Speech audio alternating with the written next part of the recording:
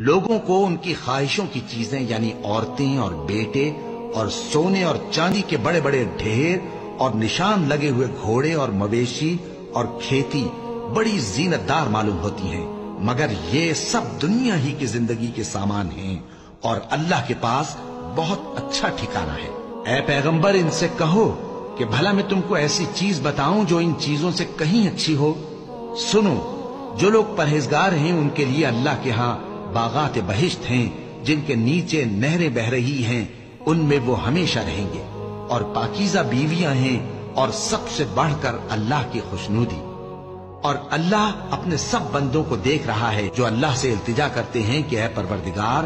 ہم ایمان لے آئے سو ہم کو ہمارے گناہ معاف فرما اور ہم کو دوزخ کے عذاب سے محفوظ رکھ۔ یہ وہ لوگ ہیں جو مشکلات میں صبر کرتے اور سچ بولتے اور عبادت میں لگے رہتے اور نیکی میں خرچ کرتے اور اوقات سحر میں گناہوں کی معافی مانگا کرتے ہیں۔